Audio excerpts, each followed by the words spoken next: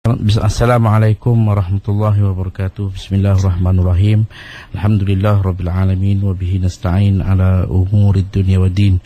Wa sallallahu wasallam ala sayyidina Muhammadin khatamin nabiyyin wa alihi wa sahbihi ajma'in. Wa la haula wa la quwata illa billahil aliyil azim. Pertama sekali saya mengajak pendengar IKIM untuk terus kita berusaha membina kehidupan kita untuk menjadi sebagai seorang Muslim, seorang yang jujur, seorang yang ikhlas, seorang yang sabar, seorang yang syukur dan berbagai-bagai lagi sifat-sifat mulia. Kerana sifat-sifat mulia ni kalau ada dia nampak cantik. Macam manusia lah, kalau pakai bernampak cantik makna memikat. Pakaian bersih, rupa paras bersih. Jadi begitulah sikap kita, perangai kita. Mudah-mudahan. Dan perkara yang saya nak ingatkan juga pertamanya ialah kita sedang berada di pertengahan bulan Jamadil Akhir. Malam ni kita masuk malam ke-15. Jadi tinggal separuh lagi kita akan melangkah masuk ke Rejab, berikutnya Syaban dan Ramadan. Masa begitu pantas. Jadi untuk itu kita pastilah setiap kita supaya dapat mengawasi masa. Janganlah sesuatu yang kita lakukan membuatkan kita rugi. Nabi kata ni'matani maghbunun fihima katsirun minan nas. Ada dua nikmat banyak orang rugi. Banyak sangat kata Nabi. Apa dia? Yang pertama as-sihhatu, nikmat sihat. Yang kedua al-faragh, nikmat kelapangan masa. Kerana bila dah sakit banyak benda terganggu. Bila kita dah tertekan, terhimpit dengan kerja, maka banyak perkara yang tak boleh kita dapat sempurnakan. Tajuk kita hari ini ialah mengenai dengan solat safar. Kalau kita lihat, rupanya perintah Allah kepada kita yang Allah fardukan solat ini bukanlah suatu yang memberikan kita beban, memberikan kita satu tekanan. Kerana Allah dia pencipta kita, dia tahu kadar mana yang mana kalau difardukan dia tidak membawa beban. Maka solat ini kita adalah satu perintah Allah. Memang awalnya dia perintah 50. Kita kena buat zuhur 10 kali, asar 10 kali, maghrib 10, tapi dipotong-potong-potong tinggal 5. Tapi pahala tak kurang. Jadi sama ada kita berada di tempat kita atau kita dalam perjalanan, maka di sana ada kemudahan dia. Rupanya bukan dalam perjalanan yang membuatkan kita tak boleh nak solat. Tak, dia tidak. Solat ni suatu yang mudah. Bila dalam perjalanan ada kemudahan. Kerana hari ni saya lihat kita di Malaysia alhamdulillah banyak orang sudah bergerak berjalan ke sana sini. Ada yang berjalan dalam negara, ada yang berjalan ke luar negara, berbagai-bagai aktiviti, bisnesnya, pelancongannya dan semua. Alhamdulillah kalau kita pergi mana dunia pun orang Malaysia ada. Kita tengok orang Malaysia sekarang ni merata. Dulu kita ingat orang Pakistan, orang India, dia orang ni merata pergi. Tapi hari ni alhamdulillah orang Malaysia kita di mana pun alhamdulillah. Jadi kita dalam nikmat ini kita tak lupa perintah solat kita lakukan. Maka kita ada atur cara yang tidak membebankan. Kita boleh jamak, kita boleh qasar dengan syarat-syarat ada. Jadi hari ini saya mukaddimah untuk kemudahan dalam perjalanan. Kita ada 4 kemudahan bila kita melakukan satu-satu perjalanan yang dipanggil 2 marhalah. 2 marhalah ni ialah 82 km dan lebih. 82 km ni dikira daripada ujung tempat kita tinggal. Maka kita kalau menuju ke satu tempat dengan perjalanan kita yang mana tidak lari daripada sesuatu yang dikatakan maksiat, maka kita boleh buat satu daripada 4 perkara. Pertama, kita boleh qasar solat kita. Yang kedua, kita boleh jamak solat kita. Yang ketiga, kita boleh berbuka. Maknanya kalau bulan puasa nanti kita tak puasa, tak ada masalah.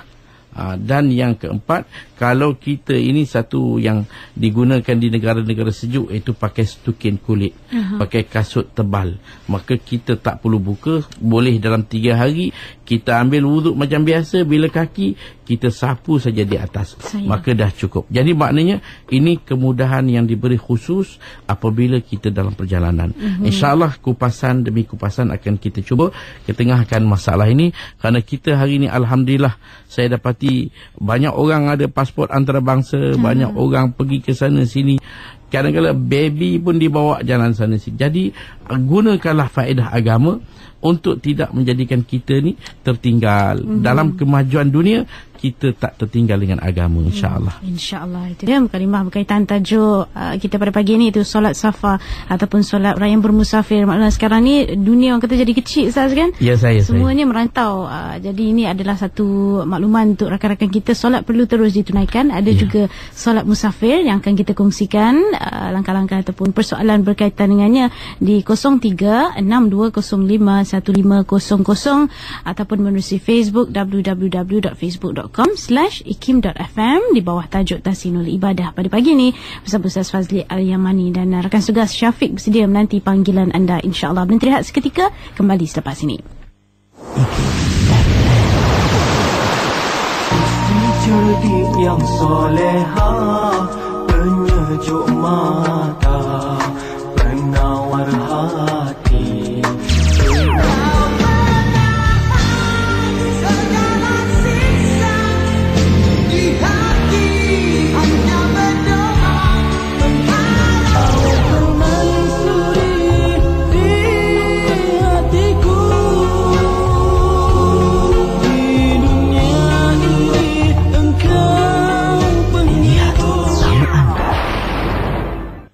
IKIM FM, pilihan utama anda, kembali bersama pada pagi ini. Kita masih lagi bersama rancangan Tahsinul Ibadah bersama Ustaz Fazli Al-Yamani dengan tajuk solat safar ataupun musafir. Dan insyaAllah kita akan buka talian 0362051500 untuk sebarang persoalan berkaitan. Kita cuma memanggil kita yang pertama, Ustaz, insyaAllah. Saya nak tanya pada Ustaz, kalau sebab saya ada dengar seorang yang sepatutnya dari anak-anak dari kecil kita kena ajar solat sampai ke umur 12 tahun macam tu, kita dah kena wajibkan dia solat, tak boleh nak tinggal solat. Dan macam mana dengan keadaan kalau orang tu dia memeluk agama Islam dan agaknya berapa lama agaknya tempoh untuk dia betul-betul kena bersedia dan tak boleh tinggal lagi solat, kena wajib solat tu dah jadi wajib di atas dia. Itu soalannya, Ustaz. Kita kata bahawa 3 syarat menjadi syarat wajib solat. Pertama ialah Islam, kedua ialah baligh, dan ketiga ialah berakal. Jadi di sini adalah syarat wajib solat.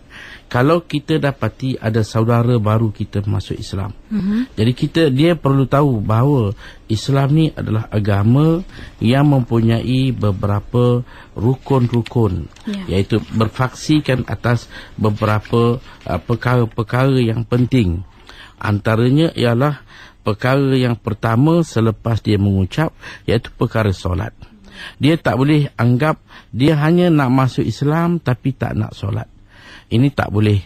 Kerana pernah berlaku di mana orang-orang Taif datang berjumpa baginda di Madinah, di mana mereka ini meletakkan syarat nak masuk Islam tapi tidak dituntut supaya melakukan solat. Maka baginda tolak mentah, tak boleh. Kerana solat ni satu kewajipan. Kalau kita lihat, kita hidup ni sebagai hamba Allah. Allah jadikan kita, diberikan kita berbagai-bagai, maka kita kena berperanan sebagai hamba, sebagai satu ibadat pengabdian di kita pada Allah, iaitu dengan mengambil langkah melakukan ibadat solat. Jadi kalau satu orang baru masuk Islam, macam mana kita nak buat? Kita kena fahamkan dia. Bila dia mengucap kita kata langkah pertama awak kena mengucap. Okey, dia pun mengucap, kita ajar dia mengucap, berikan dia terjemahan apa semua selesai. Okey, sekarang kita bagi dia tuala, nak awak mandi dulu. Sebagai kalau awak belum pernah hadas, mandi sunat. Kalau awak dah pernah berhadas, mandi wajib. Lepas itu kita ajar dia solat. Dia tentu dia kata tak tahu. Okey, saya pandukan awak solat, awak ikut belakang saya. Kalau dia masuk Islam waktu zuhur, dia kena solat zuhur. Kalau dia masuk Islam waktu asar, kita kena suruh dia solat asar dan juga zuhur. Kalau dia masuk Islam waktu maghrib, kita ajar dia solat maghrib. Masuk Islam waktu isyak, solat isyak dan maghrib. Kalau dia masuk Islam waktu subuh, maka solat subuh saja.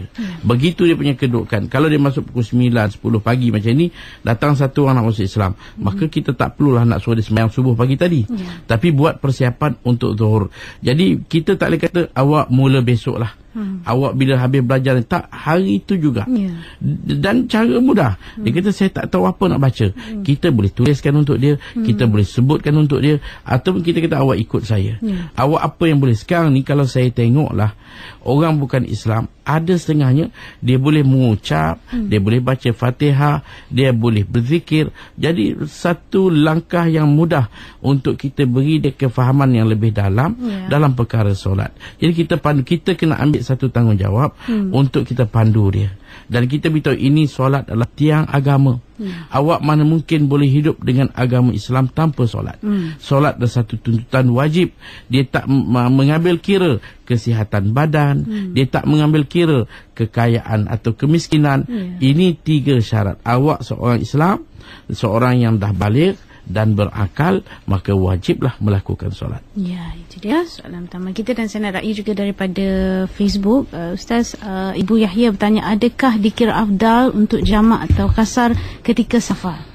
Taib, afdal dalam kita melakukan perjalanan, kalau perjalanan kita 2 marhalah dan lebih, maka kita lakukan qasar.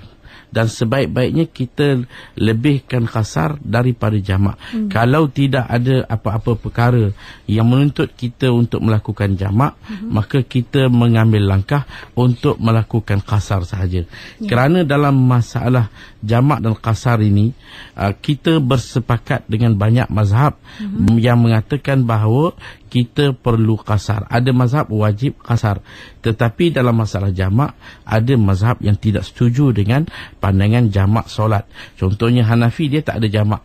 Kalaupun ada jamak, iaitu dengan melakukan satu solat di akhir waktu, habis waktu bangun dengan solat yang kedua.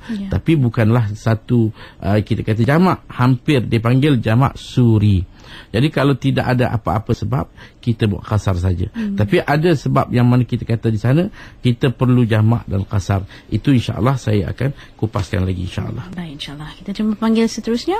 Assalamualaikum Ustaz. Soalan saya, saya berkahwin dengan seorang duda, anak seorang. Tapi selepas tu saya baru tahu anak tu anak tidak setarah. So macam mana ya saya punya aurat dengan anak tersebut, sebab anak tu memang bawah jagaan saya. Itu saja Ustaz. Assalamualaikum. Waalaikumsalam warahmatullahi. Taib, masalah anak luar taraf, dia dengan suami kita katakanlah satu laki-laki, dia telah terlajak mengakibatkan seorang perempuan melahirkan anak, dan dia ambil tanggungjawab bela anak tadi. Anak tu bukan anak dia. Anak tu tak boleh dibinkan kepada bin dia. Maka kalau laki-laki ni kahwin pula dengan perempuan lain, maka perempuan tadi dengan anak ini tak ada apa kena-mengena. Tidak ada apa kaitan. Jadi kalau kita kata segi sentuhan, batal wuduk. Segi khalwat, dikata khalwat kalau duduk berdua-duaan, maka dia tidak ada apa-apa hubungan. Dia bukan macam anak tiri. Kalaulah suami dia ada anak yang sah taraf, maka itu anak tiri dia. Jadi kalaulah anak yang tak sah taraf, itu tak dikatakan sebagai anak tiri. Dia adalah orang asing yang tidak ada, bukan kata dengan ibu ni, dengan bapa tu pun asing. Walaupun itulah satu-satu bapa laki-laki yang sebenarnya bertanggungjawab atas kedatangan dia. Cuma dia didatangkan dalam keadaan tak ada lesen. Bapa dia terlampau gelojo ke, cepat ke, tak sabar ke, sehingga dia diangkat nikah. Semasa mana nikah berlaku, dia sudah ada dalam kandungan. Maknanya ibu dia sudah mengandung. Dia diangkat, bernikah berlaku antara suami isteri ni, dalam tu dah ada kandungan, maka anak tu bukan anak si bapa. Saya, itu dia. Dan kita terima panggil seterusnya. Saya tanya Ustaz,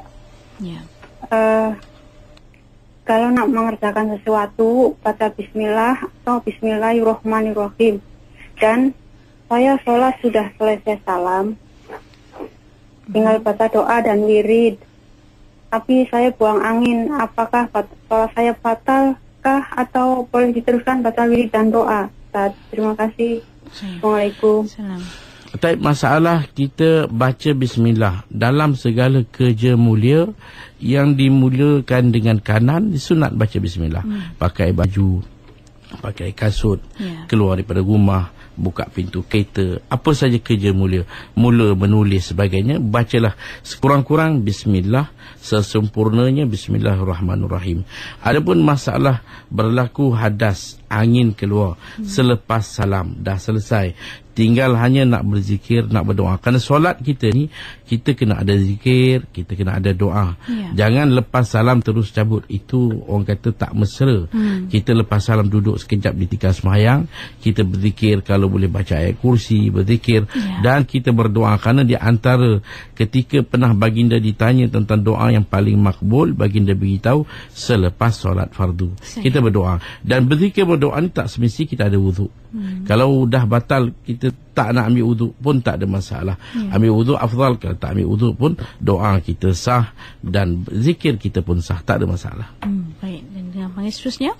Saya nak tanya satunya pasal kalau 3 mahala berapa meter Itu je Ustaz. Taib. Kita kata 2 marhalah ialah 82 km. Itu 2 marhalah. Maknanya 41 km untuk satu marhalah. 2 marhalah ialah 82. Kita campur lagi 41, jadi 133.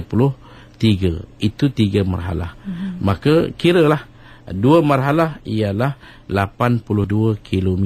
Itu jarak perjalanan pergi, bukan jarak perjalanan pergi balik. Dan pergi tu jalan yang biasa. Memang kadang-kadang kalau kita pusing jalan dekat pun dia boleh jadi lebih. Macam kawan-kawan yang kita tengok hari ni, dia orang bawa teksi, dia orang putar dalam KL, pusing KL satu, daripada Datuk Keramat pergi sampai Ceras, balik Kepung, 100 km satu hari. Tapi dia tak boleh jamak kerana jarak memang sebenarnya tidak jauh. Itu punya kedudukan dia. Okey, dan seterusnya panggil kita. Saya ada 2 soalan Ustaz. Assalamualaikum. Soalan pertama, kalau kami nak keluar bermusafir, tapi sebelum keluar daripada daerah tu, contohlah tengah hari Zuhur, sebelum keluar daripada daerah kita tu dah tengah azan. Jadi soalannya, Zuhur tu tadi boleh tak kita jamak kasar? Ataupun jamak saja tak boleh kasar? Soalan kedua, maaf saya terkeluar daripada tajuk sikit, tapi macam mana kalau dalam kes solat yang ada sujud tilawah ataupun sujud sejadah tu, makmum tertinggal dan dia telah rukuk ketika imam tadi sujud. Macam mana dia nak betulkan balik? Perlu ke dia rukuk sekali lagi atau macam mana nak buat? Itu je Ustaz minta penjelasan dia Ustaz. Terima kasih. Assalamualaikum. Assalamualaikum.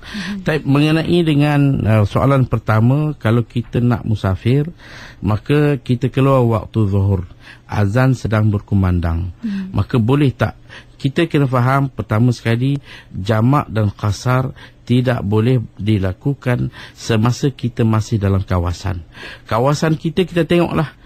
Kalaulah kawasan di kampung-kampung, mungkin ada 10 biji rumah, mungkin ada 50 biji rumah, mungkin ada 100 biji rumah. Tapi kalau kawasan di bandar di Kuala Lumpur ni, dia ada ratusan ribu rumah. Kita kena keluar ujung Kuala Lumpur, Seri Gombak ujung sana, nak menghala ke Genting, itu ujung. Maka di sana, kalau katakan waktu dah masuk, kita keluar sampai keluar, sampai ke Rawang lah katakan, maka kalau sekiranya waktu cukup untuk kita kata sekarang, kalau nak solat zuhur boleh tak? Jawapan dia boleh. Maka kita boleh buat jamak.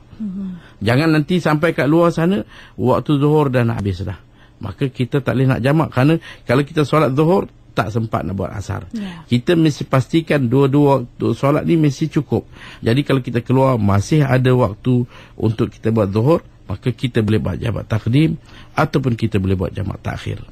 Dan itu masalah dia. Maknanya kita jangan buat di tempat kita, buat di luar. Boleh, tak ada masalah. Katakanlah kita keluar tengah hari, azan berkumandang, masa kita keluar, jalan agak sesak, kita ambil 1 jam. Kalau pukul 1.30 waktu masuk tadi, 2.30 kita dah sampai kat Rawang, maka di sana kita niat nak jamak takhir, boleh, tak ada masalah. Atau kita niat nak jamak takdim, boleh, tak ada masalah. Kemudian masalah solat yang kita kira sujud tilawah. Satu orang makmum dia tak perasan. Dia sangka imam rokok, dia rokok. Rupa-rupanya imam turun sujud dan bangun. Maka macam mana keadaan dia? Kita kata dia teruskan solat ikut imam dengan tidak turun sujud bersendirian. Sujud tadi dituntut kerana imam. Kalau dia sengaja tak sujud, batal. Tapi dia tak tahu. Dia sangka imam rokok, dia pun rokok. Rupanya imam sujud, maka dia dah, ketika tu imam dah bangun, maka tak ada masalah, solat dia tak batal, terus ikut imam dan tak perlu dia sujud sahwi. Ya, baiklah, kita dengar panggil seterusnya dari Melaka. Okay, Assalamualaikum Ustaz. Saya nak buat ada 3 pertanyaan untuk buat jamak kasar. Seorang bekerja di Kuala Lumpur, balik ke Melaka dalam tempoh 3 hari, boleh mengkasarkan solatnya di rumahnya. Jadi bagaimana pula jika ia balik semula ke tempat kerjanya, adakah ia boleh kasarkan solatnya itu? Soalan kedua, bagaimanakah niat solat syukur dan berapa rakaat nak buat? Yang ketiga, saya harap Ustaz dapat terangkan bagaimana nak solat dalam kapal terbang. Terima kasih Ustaz. Assalamualaikum warahmatullahi wabarakatuh. Assalamualaikum. Ya, ada juga beberapa persoalan bertanyakan soalan yang sama. InsyaAllah Ustaz rangkumkan sajalah. Soal dia, kalau orang yang duduk di Melaka, dia kerja di Kuala Lumpur, maka dia duduk beberapa hari di Kuala Lumpur. Mungkin ada orang dia kerja seminggu 5 hari kat sini, balik. Jadi sepanjang duduk Kuala Lumpur, dia tak boleh kasar. Dan bila dia balik ke rumah dia, dia tak boleh kasar. Itu tempat mustautin. Jadi nak kasar dalam perjalanan je lah. Jadi kalau dia kerja di Kuala Lumpur 3 hari, tak lebih, cukup 3 hari dia balik, maka mungkin di Kuala Lumpur dia dah kasar, dalam perjalanan boleh, tapi balik ke Melaka tak boleh. Ada pun masalah kasar solat dia, kita kata buat 2-2 boleh, 4-2 boleh, 2-4 boleh, 4-4 pun boleh. Solat dia dalam kapal terbang, kalau kita dapat buat dengan sempurna, tak ada masalah. Kalau kita tak dapat buat dengan sempurna, buat apa yang terdaya. Kalau waktu ada, kita ulang semula. Kalau waktu dah habis, kita qada solat kita. Itu dia. Baiklah, seterusnya. Assalamualaikum Pak Ustaz. Saya ingin menanyakan, saya seorang WNA yang bekerja bukan pada orang Muslim. Saya bekerja pada non-Muslim. Saya boleh sembahyang, tapi tidak boleh memakai pakaian sembahyang berwarna putih. Alasannya karena takut. Bagaimanakah sembahyang saya, Pak Ustaz? Terus yang kedua, apabila saya dibawa ke tempat saudaranya atau neneknya, saya tidak boleh melaksanakan sembahyang langsung. Alasannya karena tempat tak ada. Dan yang kedua, itu rumahnya terlalu sempit, tidak boleh untuk melaksanakan sembahyang saya. Terus saya harus apabila saya balik ke rumah kakek saya harus mengqadha sholat saya. Bagaimanakah sholat saya ini sah atau tidak? Boleh diterima atau tidak, Pak Ustaz? Assalamualaikum. Waalaikumsalam. Pertama sekali, kalau katakan majikan kita dia tak benarkan pakai putih, tak ada masalah. Dia putih ke, merah ke, hijau ke, hitam ke, apa pun, yang penting menutup aurat. Jadi dia takut sangat kerana nampak putih nanti tengah-tengah malam, nampak bayang macam satu hal. Jadi kita pakai yang dia rasa tak takut, tak ada masalah. Yang kedua, ini satu masalah yang mana kita kata solat tetap. Dia orang bukan Islam, kita sama-sama hormatlah.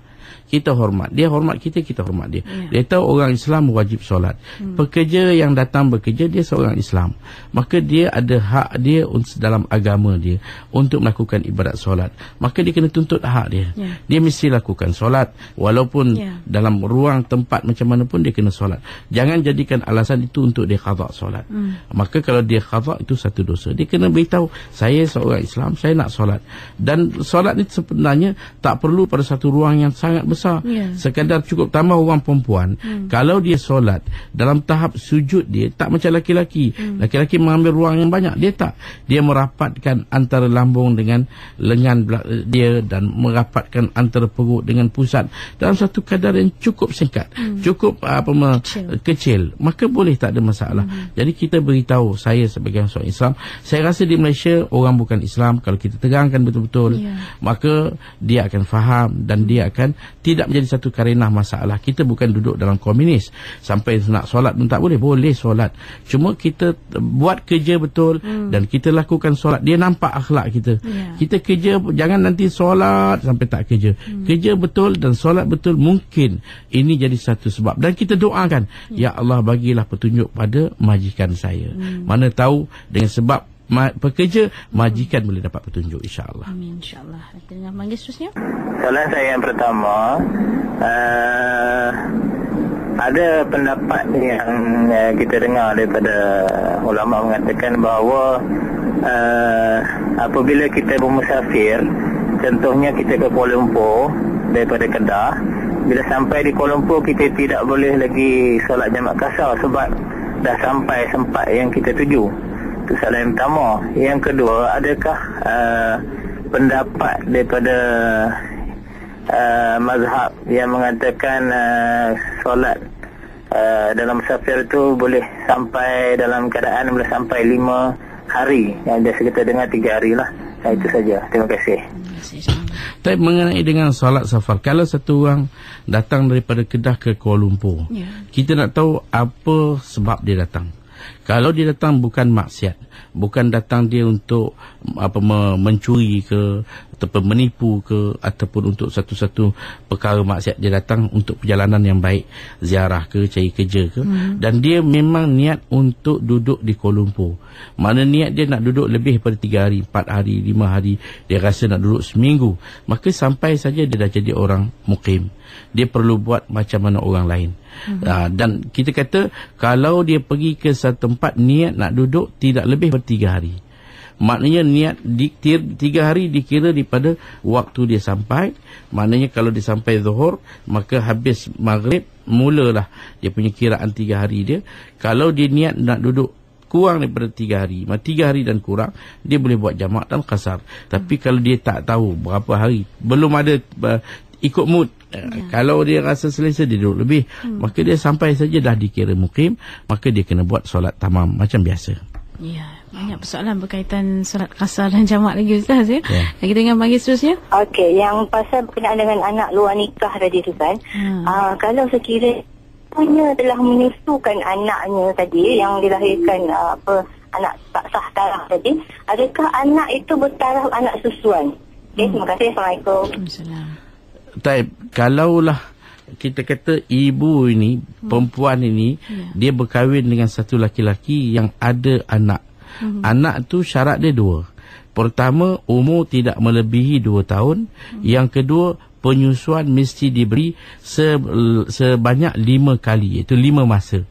Tak kira sama ada lepas susu dia muntah ke, atau tidak masuk ke mulut ke hidung ke, yang penting masuk ke dalam rongga, maka 5 masa, pagi, petang, tak kurang daripada itu, maka anak tu jadi anak susu.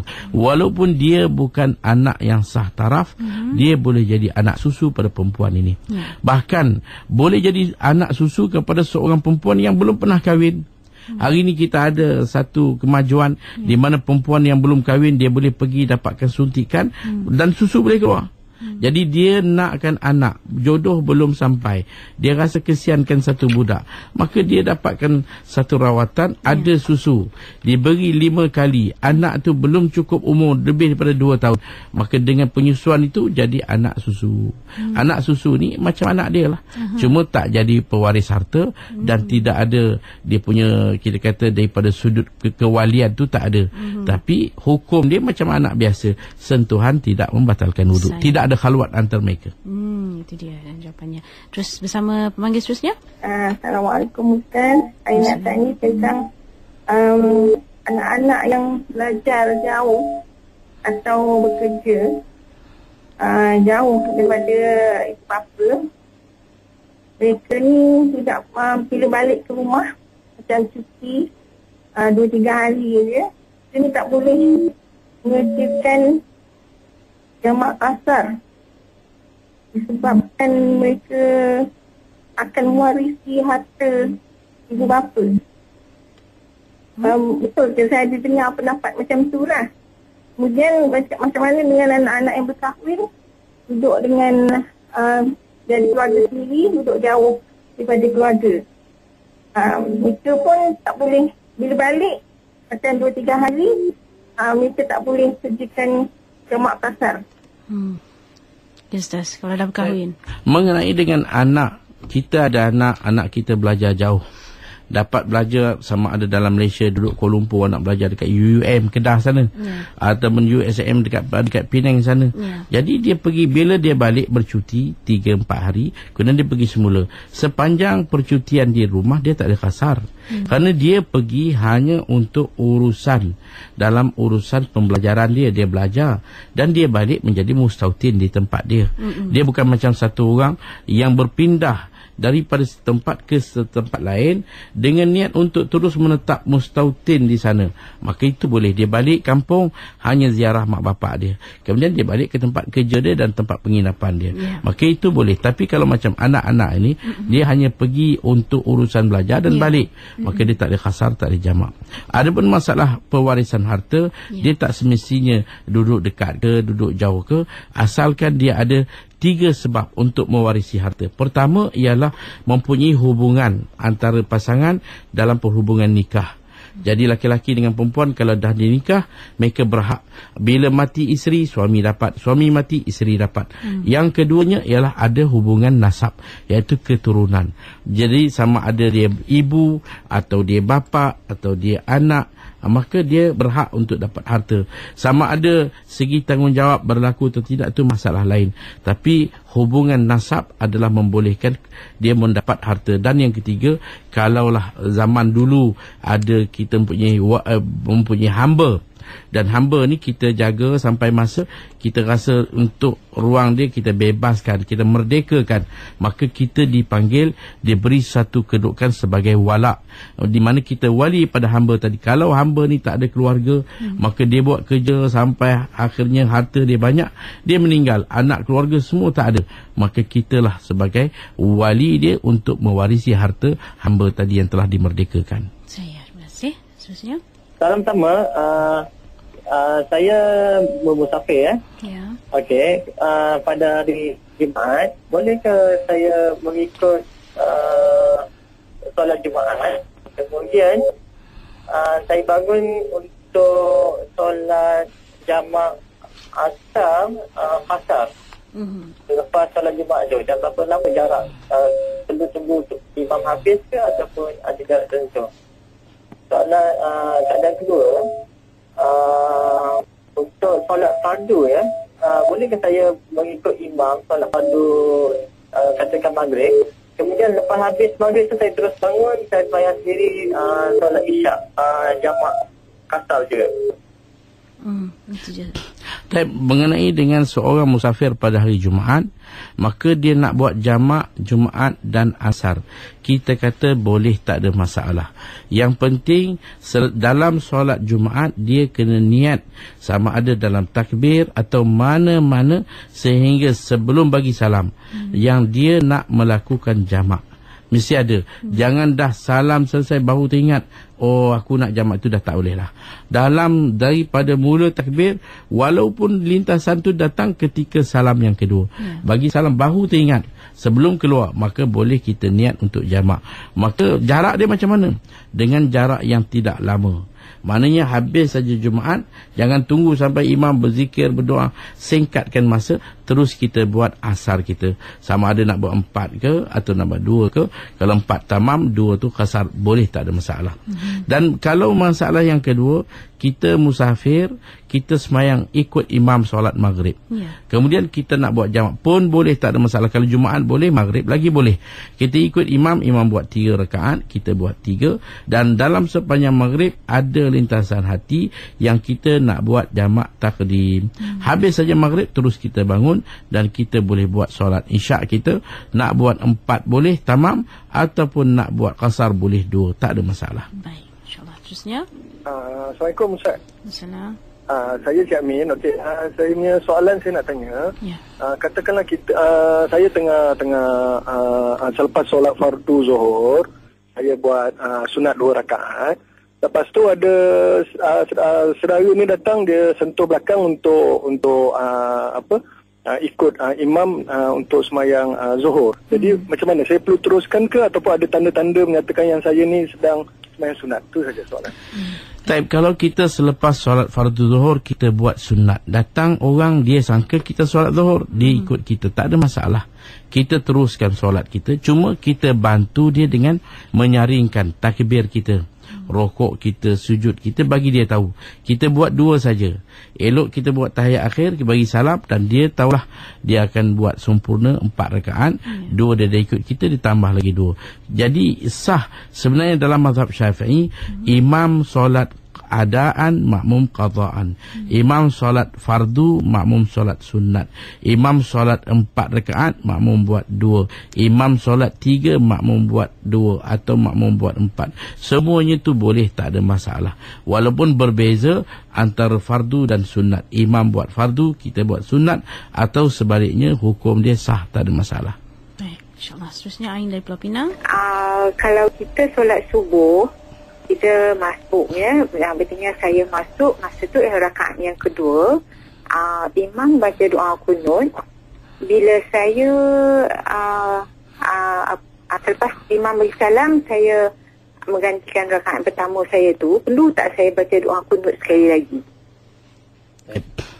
Jawapan dia, kunut ni adalah suatu yang sunat pada rakaat kedua. Jadi disebabkan kita ikut imam, maka apa yang kita buat adalah kita ikut imam. Kunut ni dia punya hukum dia ialah kalau imam buat, kita tak wajib buat. Kalau imam tinggal, kita tak wajib tinggal. Jadi makna imam buat, kita ikut. Kalau kita tak ikut pun tak apa. Imam tinggal, kita tinggal, tak ada masalah. Cuma bila kita dah imam bagi salam, kita bangun, tambah rakaat kita yang berikutnya, sunat pada rakaat kedua selepas rokok, dalam i'tidal kita buat kunut kita. Tadi kunut kita menumpang imam. Sekarang ni kunut yang kita punya, hukum dia sunat. Saya itu saja. Ya, saya teruskan. Okey, saya nak naik bas daripada Melaka pergi KL pukul 5.30 pagi. Bagaimana saya nak sembahyang subuh ya?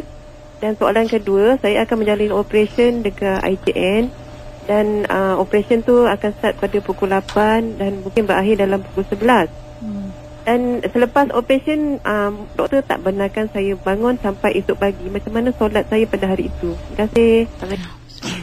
Ustaz.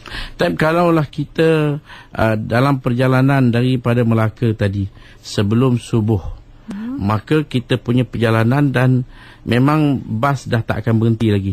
Kita menghala ke Kuala Lumpur, kita buat apa yang kita mampu atas bas. Dan solat kita tu dikira hormat waktu. Kita kerana solat fardu ni dia kena buat di bawah. Tapi masalah kita naik bas, manalah bas nak berhentikan untuk kita di highway katakan. Maka di sana apa yang kita boleh buat ialah kita buat atas bas, kemudian nanti kita qada balik. Kemudian masalah operation, orang yang operation ni memang dah potong sana potong sini, tebuk sana tebuk sini, banyak doktor kata awak perlu kepada rehat dan sebagainya. Kalau benda itu atas nasihat doktor, dibuat apa yang doktor nasihatkan. Doktor yang Islam, yang amanah, dia akan menasihatkan yang terbaik. Dan sampai tidak, jangan dia kata awak ni jangan solat tau, awak ni seminggu jangan solat, itu tak boleh. Kita kena solat. Cuma dia kata awak kena solat sambil duduk, sebab benda ni bau jahit, takut nanti apa-apa berlaku. Maka kita buat sambil duduk. Kerana kita, Allah tidak memberikan satu tekanan ke atas kita. Tak terdaya berdiri, kita boleh duduk. Kalau berdiri boleh dengan tongkat, guna tongkat, guna tali, guna orang pimpin. Kalau tak boleh bangun, bangun pun nak jatuh, sambil duduk boleh, tak ada masalah. Okey, seterusnya. Okey, soalan saya yang pertama ialah saya mempunyai 2 rumah. Jarak di antara 2 rumah itu melebihi 2 mahalah. Jadi adakah saya dianggap musafir apabila saya berada di rumah yang pertama dan esoknya saya berada di rumah kedua, yang membolehkan saya melakukan solat qasar dan jamak? Okey, yang kedua ialah tempat kerja saya terletak di antara jarak 2 rumah tersebut. Jadi dia lebih dekatlah dengan rumah yang pertama. Adakah saya boleh melakukan jamak dan qasar di tempat kerja saya sebelum saya balik ke rumah yang kedua, dan begitulah esoknya sebelum saya balik ke rumah yang pertama? Dan yang ketiga ialah apa yang saya perlu buat sekiranya saya berniat kasar 2 rakaat, katalah sembahyang zuhur 2 rakaat, tetapi saya terlupa dan terus bangun untuk rakaat yang ketiga. Waktu itu baru saya teringat, adakah saya perlu duduk semula dan terus beri salam ataupun bagaimana? Okey, Cik Amir, terima kasih. Type mengenai dengan orang 2 rumah ni, itu 2 rumah ke 3 rumah, 4 rumah, merata macam mana nak jadi mustautin. Semua rumah ni ada keluarga dia.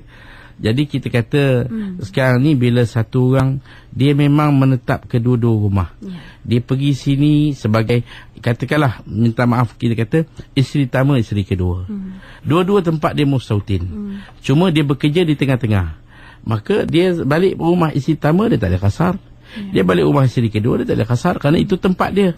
Walaupun dia terpaksa bagikan masa 3 sana 3 hari sini, dan tengah-tengah tu 1 hari dia duduk tempat kerja, maka dia balik rumah dia tak ada kasar, rumah sini tak ada kasar. Di tempat kerja tengok berapa hari dia duduk. Kalau dia duduk tak lebih daripada 3 hari boleh kasar, asalkan jarak dia, jarak daripada rumah ke tempat kerja.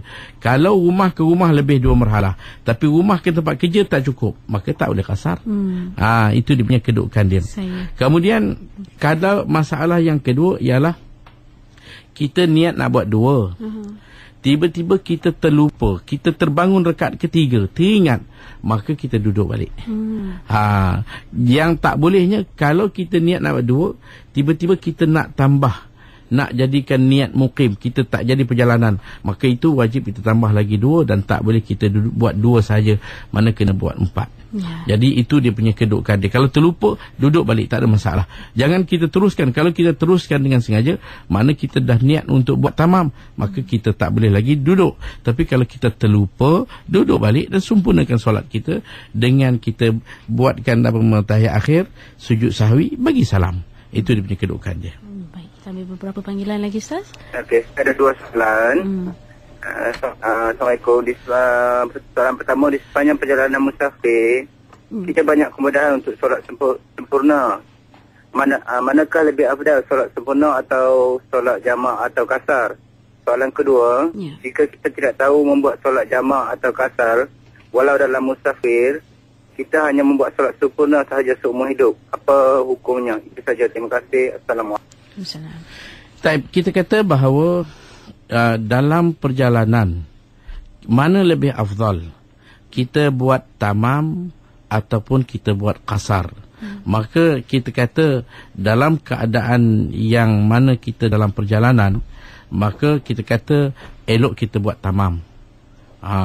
Melainkan dalam sesuatu keadaan, iaitu kalau lebih daripada 3 marhalah, 123 km lebih, maka di situ afdal kita kasar, bukan kita tamam. Buat kasar itu afdal.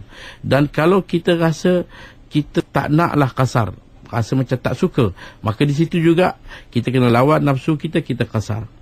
Kalau kita rasa ragu-ragu dengan nas dia pun kita kasar, kerana di sana ada mazhab yang tidak memberikan kelulusan solat kalau dilakukan tanpa kasar.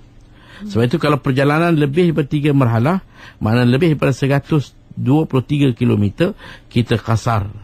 Itu afdal. Tapi kalaulah perjalanan biasa, dengan hari ini kita tidak ada tekanan, kita tahu yang kita boleh kasar, boleh jamak, tapi kita nak ikut sampai satu masjid berhenti, ikut jemaah tempatan sampai satu masjid berhenti, maka itu lebih baik kita buat sempurna, dengan mana kita tidak membelakangkan kelebihan yang Allah beri, iaitu kasar yang dibenarkan kepada musafir. Kita tahu, tapi kita nak sesuatu yang lebih faedah, kita buat secara tamam, itu tak ada masalah. Baik, bagi kita yang terakhir. Yang pertama saya tanya, betul mana satu betul yang ada kata rasa Saidina Muhammad tu kan, di dalam sembahyang tak bayar Saidina, di luar sembahyang kata bo Saidina, mana satu boleh?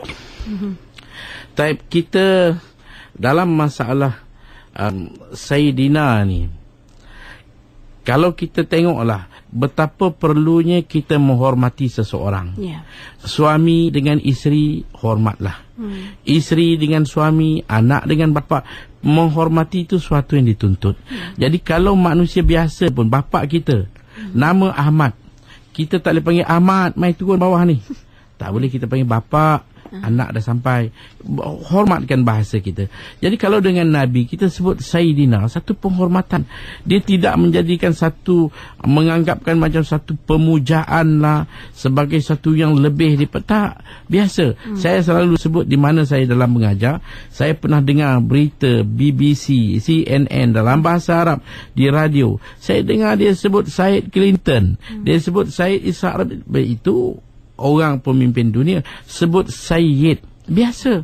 Kalau kita orang Melayu kita kata tuan, apa khabar. Orang berumur kita panggil tuan. Jadi kalau itu panggilan pada manusia biasa, kepada Nabi tak ada masalah. Kalau kita sebut Sayyidina Muhammad, itu hormat kita. InsyaAllah dengan kadar penghormatan kita pada Nabi, tinggilah kelebihan yang Allah akan beri pada kita. InsyaAllah. Dan kita dah sampai ke penghujung waktu untuk Tersinul Ibadah minggu ni. Mungkin sedikit kata-kata penutup, Ustaz. Saya terus mengajak para pendengar, ayuh berusahalah menuntut ilmu, kerana ilmu itu adalah cahaya, supaya hidup kita sentiasa terang dan kita nampak petunjuk dalam kita nak mendapat keredaan Allah. Mudah-mudahan waridwanu minallahi akbar. Allah kata keredaan daripada Allah itu suatu yang besar. Itulah yang kita harapkan supaya tercapai maksud hidup kita, insya-Allah.